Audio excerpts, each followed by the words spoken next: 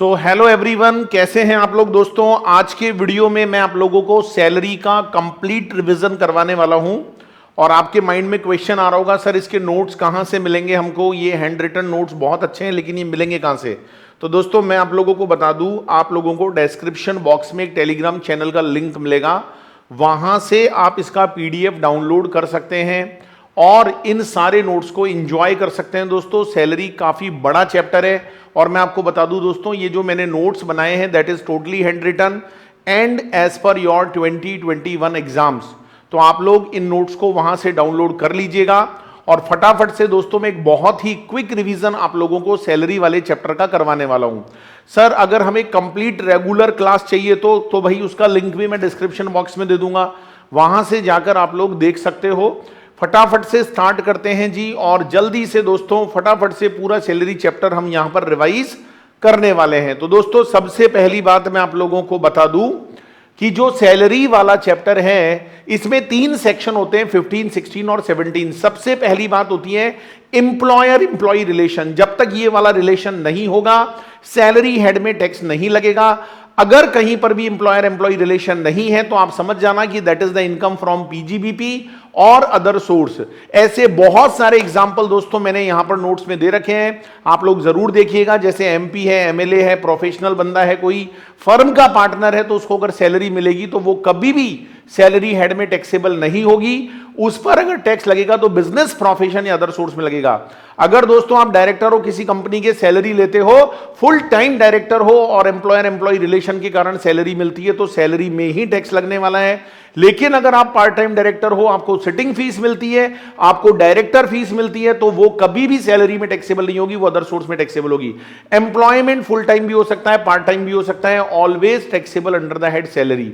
दोस्तों सैलरी का एक फॉर्मेट भी मैंने इस नोट्स के अंदर दिया है जो आप लोगों को डिस्क्रिप्शन बॉक्स में मिल जाएगा। इस फॉर्मेट में मैंने बताया है कि पूरे ईयर का, क्योंकि कंप्यूटेशन पूरे ईयर का होता है, टैक्सेबल सैलरी कैसे निकालते हैं। दोस्तों मेरा ऑब्जेक्ट सैलरी निकालना नहीं है, मेरा ऑब्जेक्ट टैक्सेबल सैलरी को निकालना है। टैक्सेबल सैलरी कब आती है भाई, जब अपन सैलरी में बहुत सारी चीजें आती है, मॉनेटरी और नॉट मॉनेटरी, सब चीजों को हम यहां पर ऐड करके चलते हैं। Basic salary, allowance, retirement benefit, compensation, employer contribution to PF, ये सारी चीजें आती है। लेकिन दोस्तों मैं आपको एक बात बता दूं, ये सारी चीजें टोटल टैक्सेबल सैलरी में आप ऐड नहीं करोगे, पहले इनमें से जो एग्जम्पशन लॉ में मिलती है वो माइनस करोगे। सर एग्जम्पशन कैसे पता चलेगी, भैया एग्जम्पशन ही तो पढ़ना है। इस चैप्टर में सैलरी इनकम थोड़ी पढ़नी है, सैलरी इनकम तो क्वेश्चन में गिवन होगी। आपको यह पता करना है भाई वो जो सैलरी इनकम है उसमें से कितना पार्ट टैक्सेबल होना चाहिए और कितना पार्ट टैक्सेबल नहीं होना चाहिए, यही तो पता करना है भाई।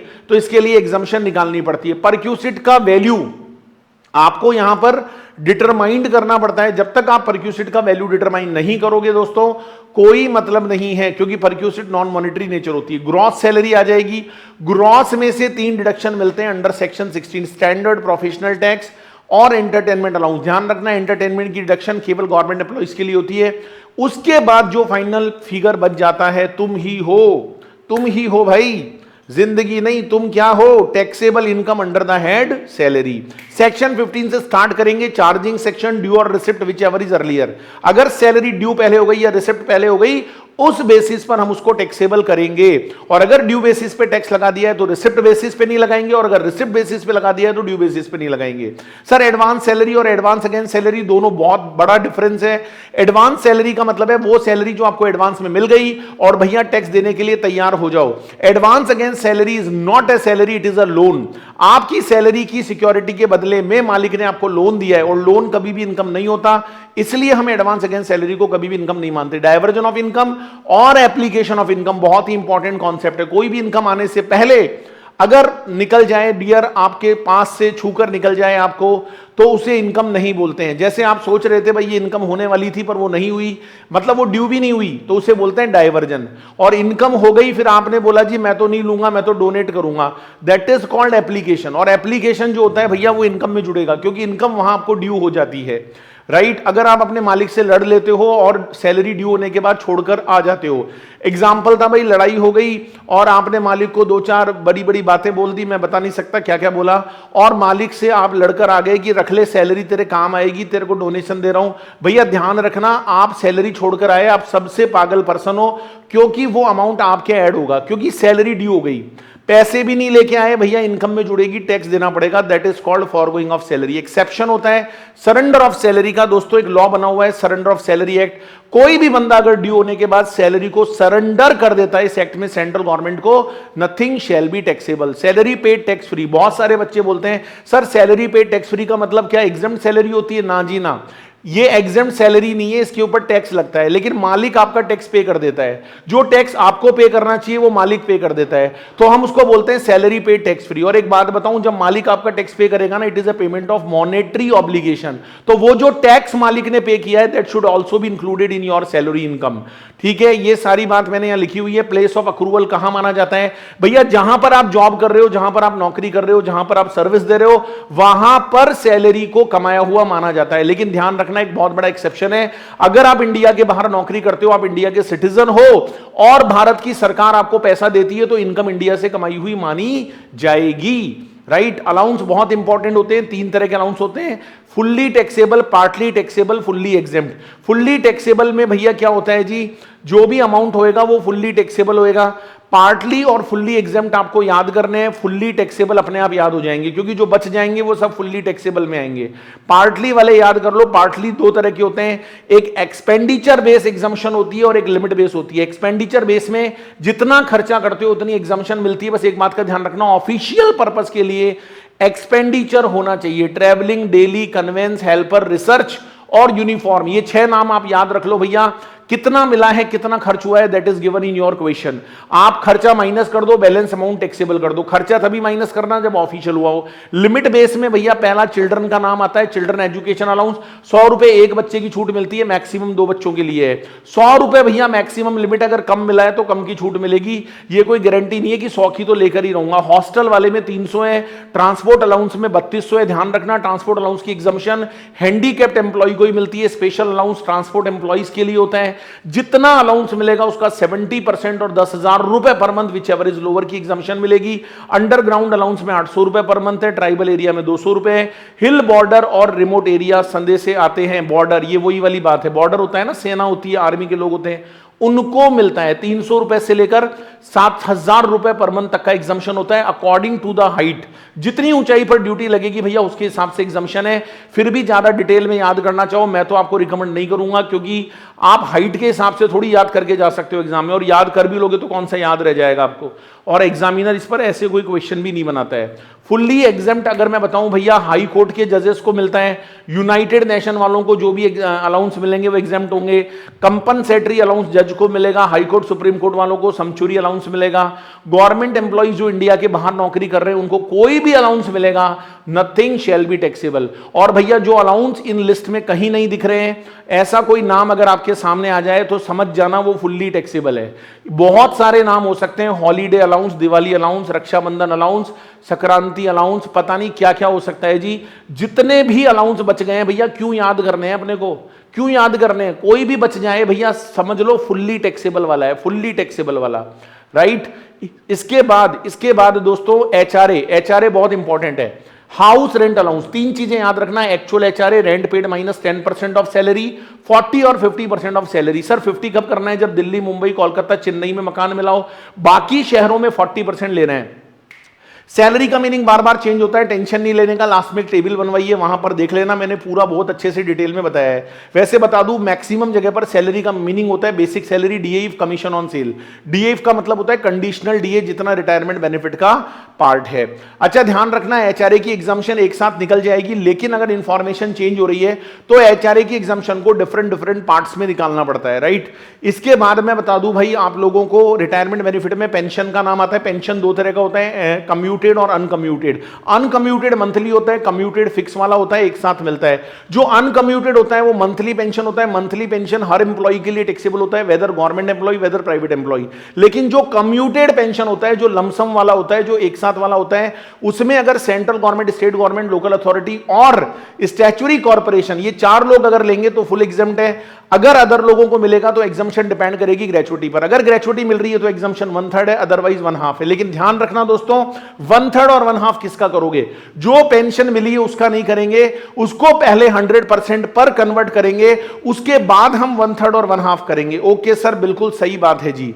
इसके बाद भैया ग्रेचुइटी है, ग्रेचुइटी एक साथ मिलती है और वो अगर जॉब के बीच में मिलेगी तो फुल्ली टैक्सेबल होगी, रिटायरमेंट पर मिलेगी तो एग्जम्पशन मिलेगी। एग्जम्पशन सबको नहीं मिलती, सरकारी लोगों को मिलती है। सरकारी लोग काम भी कम करते हैं, एग्जम्पशन भी पूरी लेते हैं। Central government, state government, local authority, जब भी तो लोगों को सरकारी नौकरी चाहिए भाई, फुल्ली एग्जेम्प्ट होता है, रिटायरमेंट पर फुल्ली एग्जेम्प्ट होता है ग्रेचुइटी का अमाउंट। लेकिन अगर अदर एम्प्लॉय को मिल रहा है तो ध्यान रखना दो चीजें, ग्रेचुइटी एक्ट एप्लीकेबल है या नहीं है। सर ये पता कैसे चलेगा? क्वेश्चन में दिया हुआ होगा। अगर एप्लीकेबल है या नहीं है, इसके अकॉर्डिंग एग्जम्पशन मिलेगी। शुरू के 2 पॉइंट सेम है, एक्चुअल अमाउंट और 20 लाख का लिमिट सेम है। फॉर्मूला जो थर्ड लिमिट में लगता है ना, वहां चेंज है। अगर ग्रेचुइटी एक्ट लगेगा तो 15/26 है, वहां 15/30 है। यहां लास्ट मंथ का सैलरी है, वहां पर एवरेज सैलरी है। यहां सैलरी का मतलब बेसिक डीए फुल है, वहां basic DA commission on sale है। यहां कंप्लीटेड ईयर को राउंड ऑफ करते हैं 6 महीने से ज्यादा होने पर, वहां पर राउंड ऑफ नहीं करते हैं।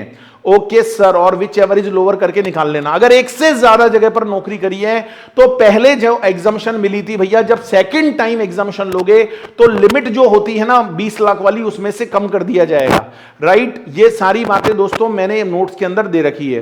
सर इसके बाद लीव सैलरी। लीव सैलरी क्या होती है भाई? जब आप नौकरी करते हो तो आपको कुछ छुट्टियों का इंटाइटलमेंट मिलता है। भाई इतनी छुट्टियां ले लो, तनख्वाह नहीं कटेगी। बहुत सारे लोग नौकरी के अंदर छुट्टियां कम लेते हैं क्योंकि वो वैसे भी कौन सा काम करते हैं। बहुत सारे लोग छुट्टी बचा लेते हैं और फिर वो छुट्टियां जब इकट्ठी हो जाती हैं उसके लिए मालिक आपको पैसा देता है, बहुत अच्छा लगता है। और सच बता रहा हूं दोस्तों, क्या उस पर टैक्स लगेगा? तो मैं आपको बता दूं, अगर लीव सैलरी का पैसा ड्यूरिंग दी जॉब मिला है तो it will become fully taxable. और अगर वो पैसा रिटायरमेंट पर मिला है तो ध्यान रखना, अगर आप सरकारी हो, सेंट्रल स्टेट वाले हो तो फुल एग्जेम्प्ट है, otherwise it will become not fully exempt. 4 चीजें निकालनी पड़ेगी। एक्चुअल अमाउंट, 3 लाख की लिमिट आपको फिक्स है लॉ में। एवरेज सैलरी के अंदर पिछले 10 महीने का एवरेज लेंगे, लेकिन जिस दिन रिटायर हुए हो ना उससे पहले वाले 10 महीने का लेंगे। एवरेज सैलरी में basic DA commission on sale आएगा और एवरेज निकालने के बाद फिर से 10 से मल्टीप्लाई उसको कर देंगे। और 4th पॉइंट में क्या करेंगे भैया? कैश इक्विलिएंट 30 डेज को बेस मानेंगे कि भाई एक साल में 30 दिन की छुट्टी ले सकता था, कितनी छुट्टियां नहीं ली, उसका कितना पैसा बनता है, वो हम 4th पॉइंट में निकालेंगे। और विच एवरेज लोअर, 4th पॉइंट में बहुत सारे बच्चों से गलती हो जाती है। मैंने यहां पर कुछ स्टेप लिख रखे हैं, आप मेरे नोट्स को डाउनलोड कर लीजिएगा।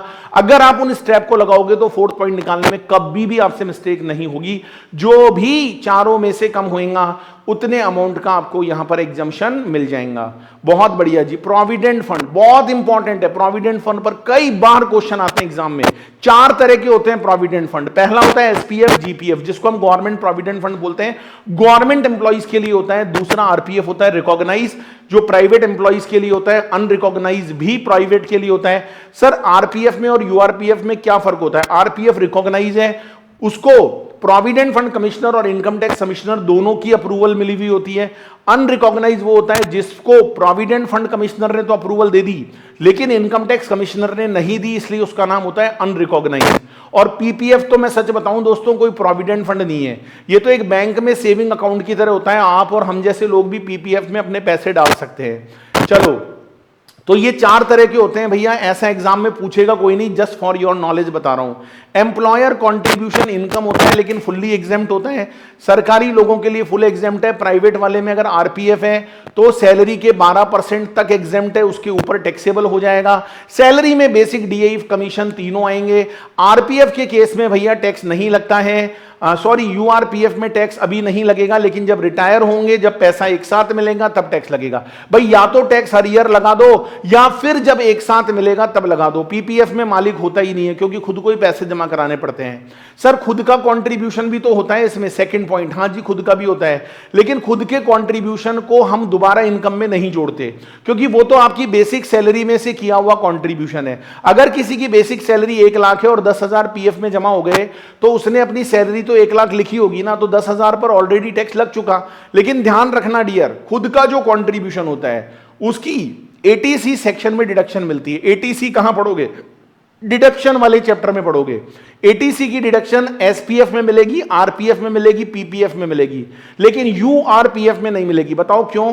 क्योंकि वो अनरिकॉग्नाइज है, इनकम टैक्स कमिश्नर नाराज है, और जब इनकम टैक्स का कमिश्नर नाराज है भाई तो कैसे मिलेगी आपको? इंटरेस्ट का क्या होगा सर? इंटरेस्ट फुल्ली एग्जेम्प्ट होगा सरकारी के केस में, आरपीएफ में 9.5% तक एग्जेम्प्ट होगा, सैलरी का नहीं, इंटरेस्ट की रेट एग्जेम्प्ट होगी 9.5, उससे ऊपर होने पर टैक्सेबल होगा। सर यूआरपीएफ में, अरे भाई यूआरपीएफ में पूरा एक साथ टैक्सेबल होगा at the time of retirement, और पीपीएफ में भी एग्जेम्प्ट होगा, जब भी तो लोग पीपीएफ में पैसे डालते हैं। सर जब ये पैसे वापस मिलेंगे तो क्या होगा? मतलब रीपेमेंट होगा तो क्या होगा? सरकारी लोगों के मजे हैं, फुल एग्जेम्प्ट, जब भी तो लोगों को सरकारी नौकरी चाहिए भाई। और सर आरपीएफ में, भैया आरपीएफ में तो पहले लग चुका ना, तो अब दोबारा थोड़ी लगाओगे, not liable for tax. Sir URPF में, अरे यूआरपीएफ के तो लगना ही अभी है, लेकिन ध्यान रखना एम्प्लॉयर कंट्रीब्यूशन और उसका इंटरेस्ट तो पूरा पूरा सैलरी हेड में टैक्सेबल होगा। एम्प्लॉय कंट्रीब्यूशन होगा नहीं क्योंकि वो तो खुद का ही पैसा है, लेकिन उसका जो इंटरेस्ट मिलेगा वो इनकम है, लेकिन वो इनकम कहां जाएगी? अदर सोर्स में, ठीक है। और सर पीपीएफ में, भैया पीपीएफ में कोई टैक्स नहीं लगेगा। पीपीएफ सबसे बढ़िया टूल है भाई, मैं तो अपने सारे क्लाइंट को सलाह देता हूं पीपीएफ में पैसे जमा कराओ, ब्याज की रेट भी ज्यादा है, टैक्स भी नहीं लगता, रीपेमेंट भी टैक्स फ्री है, पैसे भी सेफ हैं, और क्या चाहिए भाई इससे ज्यादा? चलो तो ये सारी बात है भाई। कंडीशंस, आरपीएफ का पैसा फुल एग्जेम्प्ट होगा, कुछ कंडीशंस हैं, 5 साल की नौकरी होनी चाहिए, 5 साल से पहले नौकरी छोड़ते हो तो कोई बीमारी का रीजन होना चाहिए, इन्हें एक बार आप लोग जरूर यहां पर पढ़ लीजिएगा। एटीसीसीडी हम डिडक्शन वाले चैप्टर में डिस्कस करेंगे। Profit in lieu of salary पर छोटा सा शॉर्ट नोट आ सकता है। क्या होता है profit in lieu of salary? भैया कॉम्पनसेशन मिल जाना, आपको एक इंश्योरेंस पॉलिसी होती है कीमैन, वहां से पैसा मिल जाना, ये प्रोविडेंट फंड से पैसा मिल जाना, इन सबको लॉ की भाषा में बोलते हैं profit in lieu of salary. क्या बोलते हैं? Profit in lieu of salary. Sir retrenchment compensation क्या होता है? भैया जब छटनी होती है, लोगों को निकाला जाता है नौकरी से, तो रिट्रेंचमेंट कॉम्पनसेशन मिलता है। सर इसमें कोई एग्जम्पशन है क्या? हाँ जी है, बिल्कुल है। अच्छा मैं आप लोगों को कॉम्पनसेशन नहीं पढ़ा रहा, मैं आप लोगों को अलाउंस नहीं पढ़ा रहा, मैं आप लोगों को ये सब चीजें नहीं पढ़ा रहा, मैं तो ये पढ़ा रहा हूं भाई इनमें एग्जम्पशन कितनी मिलती है, क्योंकि कॉम्पनसेशन मैं थोड़ी पढ़ाऊंगा, वो तो क्वेश्चन में लिखा हुआ आएगा। मैं तो ये पढ़ा रहा हूं जी वो जो मिला है ना उसमें से कितना एग्जम्प्ट है ना।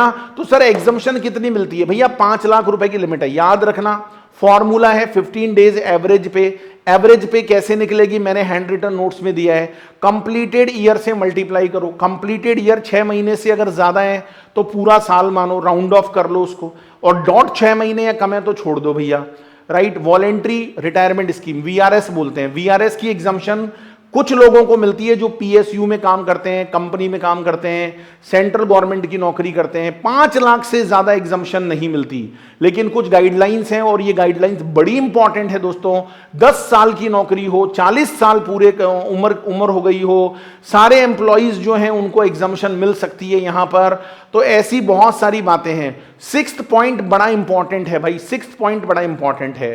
सर वहां पर क्या करना पड़ता है? 2 लिमिट बता रहा हूं, 3 महीने की सैलरी लेनी पड़ती है for each completed year of service, और दूसरी लिमिट है जितने मंथ्स बच गए हैं नॉर्मल रिटायरमेंट पर। इसके सारे क्वेश्चन भी मिलेंगे आपको हमारे क्वेश्चन बैंक में, वो भी मैंने टेलीग्राम चैनल पर अपलोड कर रखा है, वहां से ले लीजिएगा, फ्री ऑफ कॉस्ट है, राइट। तो ये सारी बात है भाई, ऐसे आप लोग यहां पर देख सकते हो, और दोनों लिमिट आपको निकालनी पड़ेगी।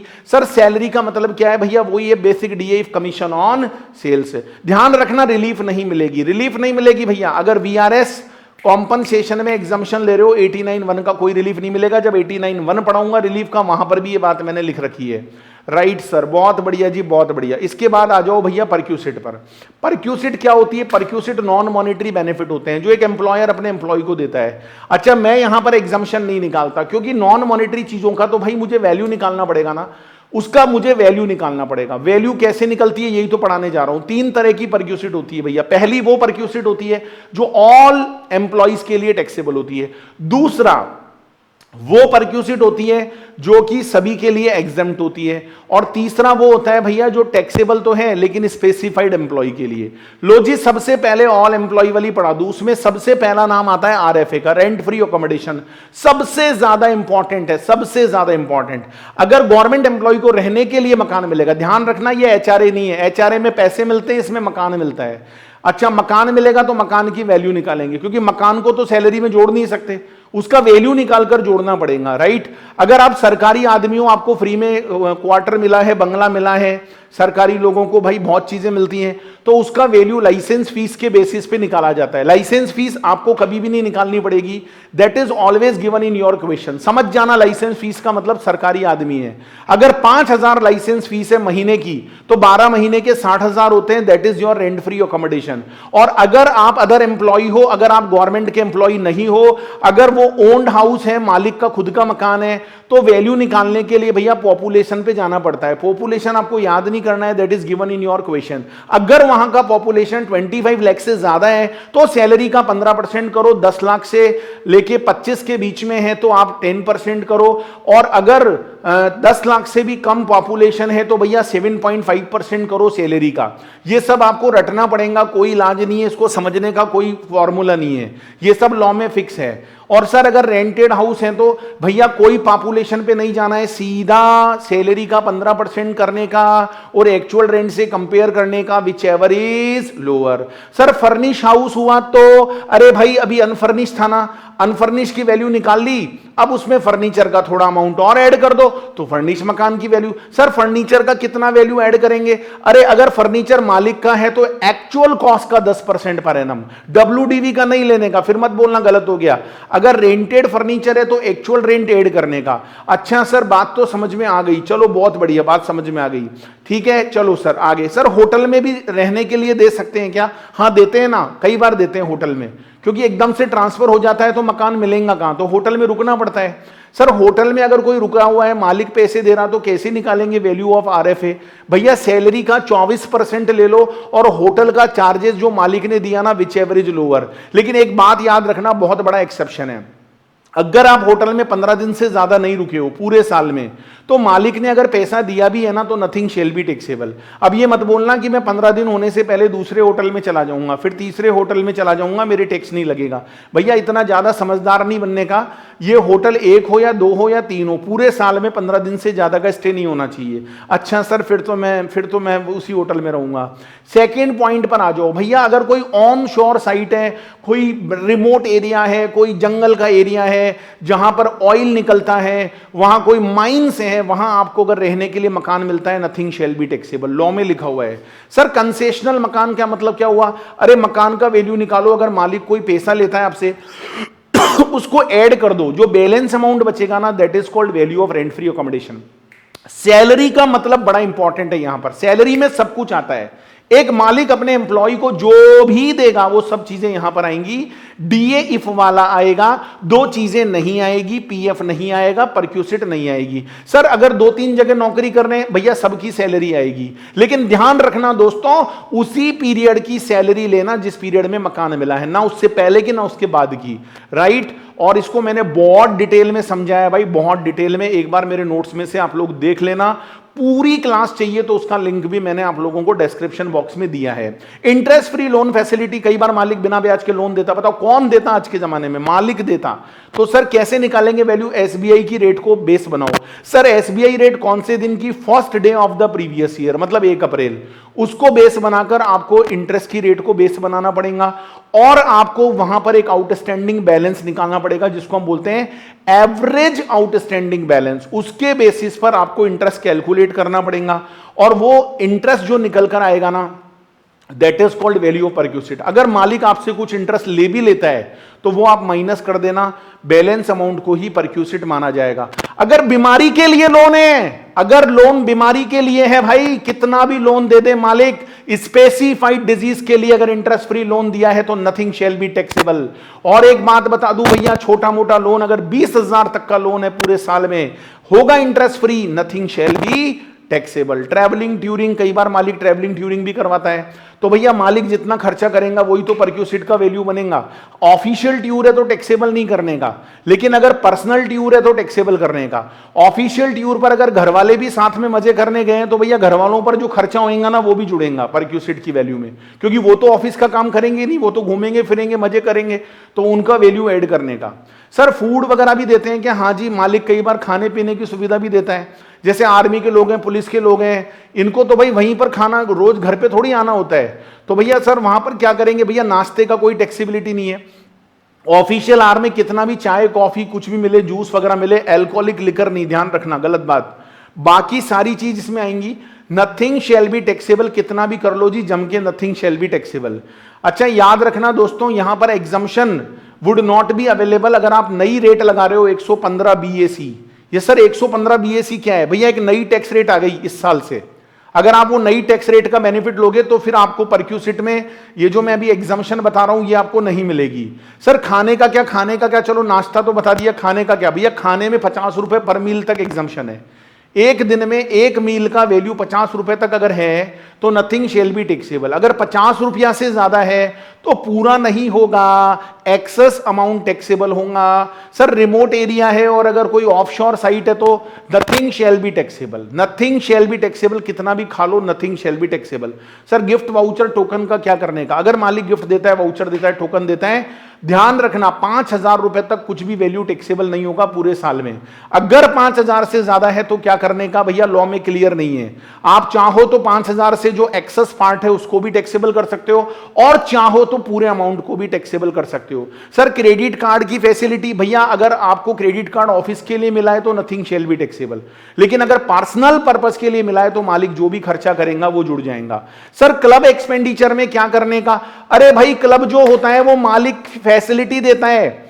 अगर वो कॉर्पोरेट मेंबरशिप है, कॉर्पोरेट क्या होता है? बड़ी बड़ी कंपनीज अपने एम्प्लॉइज को कॉर्पोरेट मेंबरशिप क्लब की फैसिलिटी देती है, नथिंग शेल बी टैक्सेबल। जो इनिशियल फीस कंपनी मालिक देगा वो नथिंग शेल बी टैक्सेबल। लेकिन अगर कोई अदर फैसिलिटी आप क्लब में जाके ले रहे हो जिसका पैसा मालिक पे कर रहा है, नॉट इनिशियल फीस, तो वो वैल्यू टैक्सेबल हो जाएगा। हेल्थ क्लब है, स्पोर्ट्स क्लब है, तो नथिंग शेल बी टैक्सेबल। और पता नहीं कौन कौन से क्लब होते हैं भैया, देखो मुझे नहीं पता, मैं तो इतना ही जानता हूं। मूवेबल असेट क्या होती है? मूवेबल असेट होती है ना बहुत सारी मूवेबल चीजें, laptop, computer, motor car, music system, washing machine, ये सब मूवेबल है। तो ये कई बार मालिक फ्री में यूज करने के लिए देता है, ध्यान रखना, ट्रांसफर नहीं, यूज करने के लिए। यूज के लिए देना अलग परक्यूसिट है, ट्रांसफर करना अलग परक्यूसिट है। अगर कंप्यूटर लैपटॉप देगा तो नथिंग शेल बी टैक्सेबल, लेकिन अगर कोई अदर मूवेबल असेट देगा, मोटर कार को छोड़ देना, मोटर कार का अलग से चार्ट बना हुआ रखा है मैंने, एक्चुअल कॉस्ट का 10% ले लेना पर एनम, अगर ओन्ड है तो, और किराए की है तो भैया मालिक जो रेंट पे कर रहा है that should be the value of perquisite. Transfer के केस में अलग ट्रीटमेंट होता है, एक्चुअल कॉस्ट को बेस बनाना पड़ता है। अच्छा अब की बार तो कोई भी हो, कंप्यूटर हो, लैपटॉप हो, कोई भी चीज हो जी, मोटर कार हो, सबका ट्रीटमेंट पॉइंट नंबर 9 में होगा। अब की बार एग्जम्पशन नहीं है, ध्यान रखना। सर ट्रांसफर के केस में वैल्यू कैसे निकालेंगे? भैया एक बार ओरिजिनल वैल्यू लिख लो, उस असेट का जो एक्चुअल कॉस्ट है वो लिख लो, डेप्रीशिएशन माइनस कर दो। सर डेप्रीशिएशन कितना माइनस करना है? भैया ये भी लॉ में फिक्स है। अगर कंप्यूटर है तो 50% WDV, मोटर कार है तो 20% WDV, कोई अदर असेट है तो 10% SLM। सर ये लॉ किसने बनाया? पकड़ के लाओ। कभी बोलता है WDV, कभी बोलता है SLM। भैया मैं क्या कर सकता, जो लॉ में है वो पढ़ना पड़ेगा। डेप्रीशिएशन फुल ईयर का माइनस होएगा, ध्यान रखना, पार्ट ऑफ द मंथ का माइनस मत करना। ये अकाउंटेंसी नहीं, टैक्सेशन है। आपकी नहीं चलेगी, टैक्सेशन की चलेगी, लॉ की चलेगी, ना मेरी चलेगी ना आपकी चलेगी। फुल ईयर का माइनस होएगा। फिर फुल ईयर कैसे, कहां से गिनना है? डेट ऑफ परचेज से डेट ऑफ ट्रांसफर। अगर 5 साल और 11 महीने भी आ रहे हैं ना तो 5 साल का ही डेप्रीशिएशन माइनस होगा, 11 महीने का नहीं होगा, ध्यान रखना। सर जो वैल्यू निकल कर आएगी उसको पूरे को परक्यूसिट मान ले ना जी ना।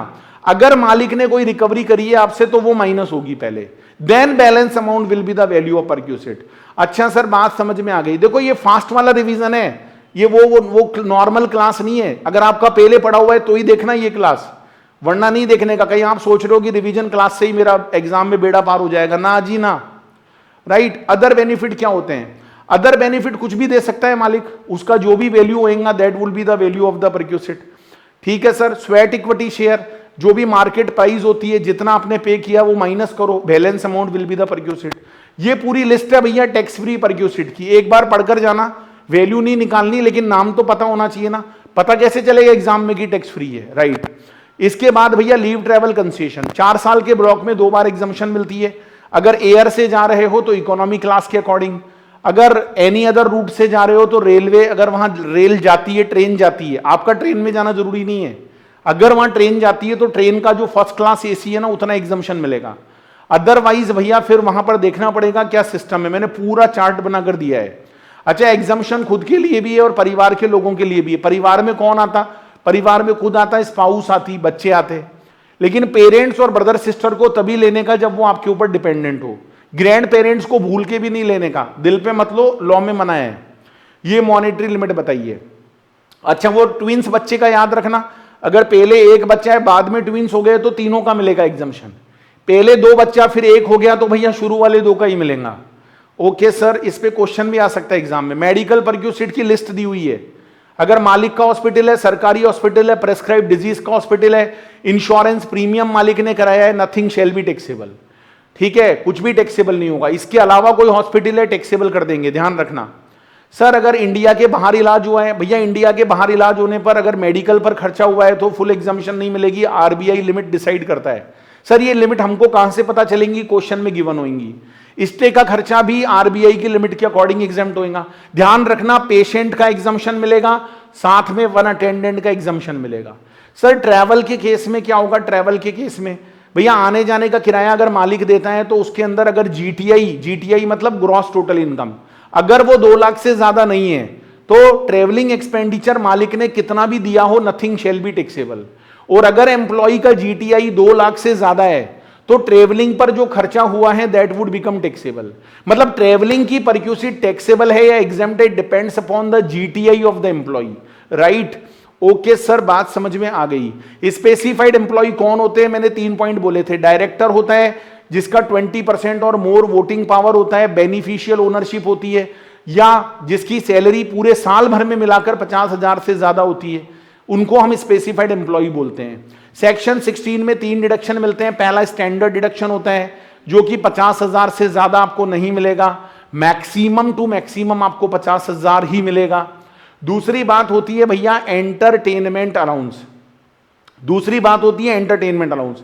एंटरटेनमेंट अलाउंस भैया एक बार आपकी सैलरी इनकम में ऐड होगा, उसके बाद जो डिडक्शन है ना वो केवल और केवल सरकारी जो एम्प्लॉय है उनको मिलती है। कैसे मिलती है भैया, बेसिक सैलरी का 20%, 5,000 रुपए फिक्स हैं, और एक्चुअल जितना मिला है वो जो तीनों में से कम होएगा उतने अमाउंट की डिडक्शन मिलेगी। तीसरा पॉइंट है प्रोफेशनल टैक्स।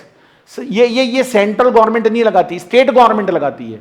अच्छा, प्रोफेशनल टैक्स का डिडक्शन भी पेड बेसिस पे मिलता है, और प्रोफेशनल टैक्स पूरे साल भर में 2500 रुपए से ज्यादा नहीं लग सकता। अगर मालिक पे कर रहा है तो एक बार पहले सैलरी में ऐड होएगा, फिर आपको डिडक्शन वहां पर मिल जाएंगी, राइट।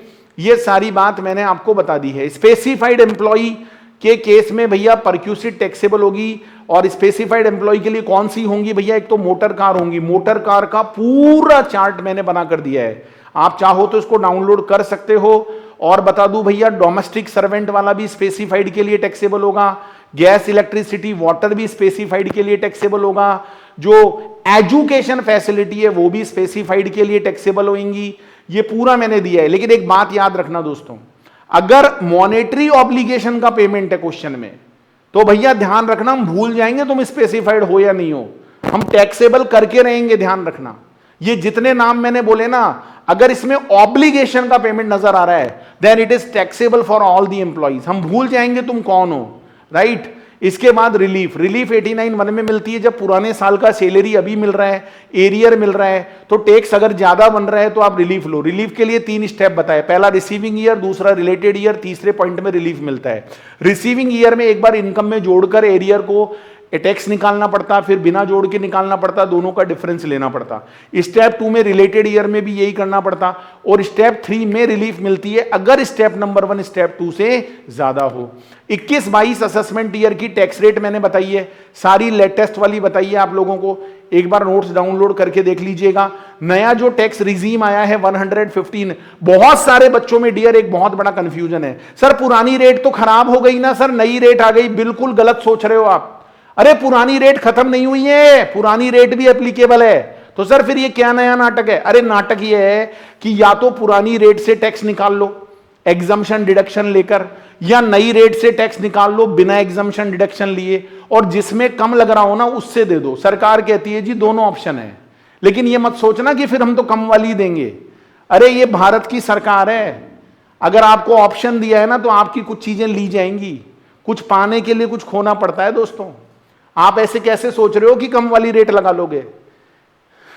एग्जम्पशन डिडक्शन आपको नहीं मिलेगा तो आप कम वाली रेट लगाओगे। अब आप कंपेयर करके देखो दोनों में कौन आपका टैक्स बच रहा है, राइट। सरचार्ज कब लगता है ये सब मैंने बताया है, हेल्थ सेस कब लगता है, मीनिंग ऑफ सैलरी जिस पर बहुत बड़ा कंफ्यूजन होता है बच्चों को, मैंने डिटेल में समझाया है।